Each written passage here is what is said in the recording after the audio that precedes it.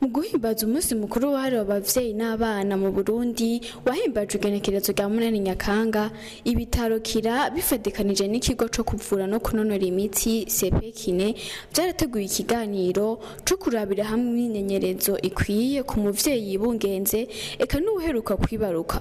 Hakaba hari kuri uwa kabiri igenekerezo rya 23 Nyakanga. Ico kiganiro kikaba caremeshejwe n'abaganga batandukanye. Umwigisha Deo Ndayishimiye arongoye ikigo co kuvura no kunonora imitsi CPKine aratubwira uruhara nyamukuru rwatumye bategura ico kiganiro.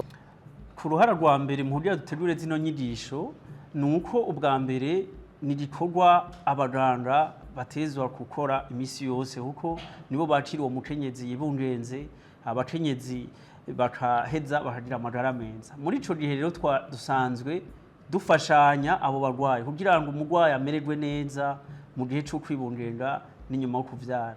Muri ico gihe rero twashaka muri kuno kwezi kw'icenda kwahariwe kinesiterapi muri hari journée mondiale ya itariki 8 z'ukwezi kw'icenda.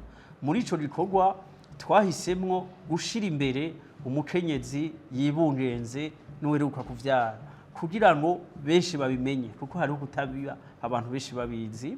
Muri ubwo ukira kabiri kwari gukorana abaganga mu mpande zose, abaginekologe, abasage femme, abakinesiterapeute kugira ngo dushire hamwe izo nguvu umwe wese abashize mu gikorwa kugira ngo amukenyezi tumukingire izo ngaruka mbi zoshobora kumushikira inyuma yo kwibaruka.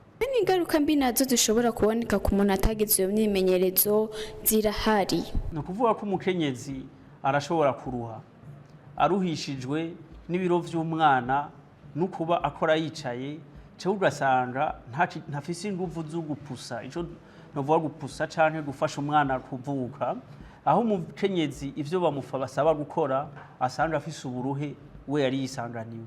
Ubwo buruhe rero burashobora kuza busanga n'ibiro vyinshi vyaduze kubera umwana uko akura hari igihe umukenyezi nawe nyene ayumva arushe akumva naniwe.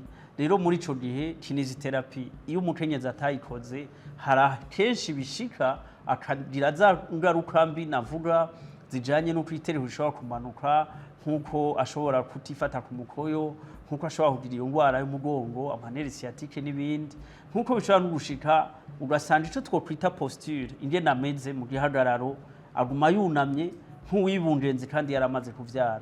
Cyo ugasanga hariho n'uvyaye kubera biciye mu buryo bwa cesarienne atari byo vyari vyateguwe ari kubera inguvu nke zo kwibaruka. Muri ico gihe kinesiterapi ni yiza kugira ifashe mu kugabanya ingaruka mbi kuko naho yo bari umukenyezi umwe naho bo babiri bagira izo ngorane ni benshi ku gihugu. Abaganga bo muri ico gisata bakaba bamenyesha ko ico gikorwa co kwitaho abakenyezi n'abibarutse kigikora abantu bake bagahamagarira abantu bo mu mihingo yose gukunda ico gikorwa.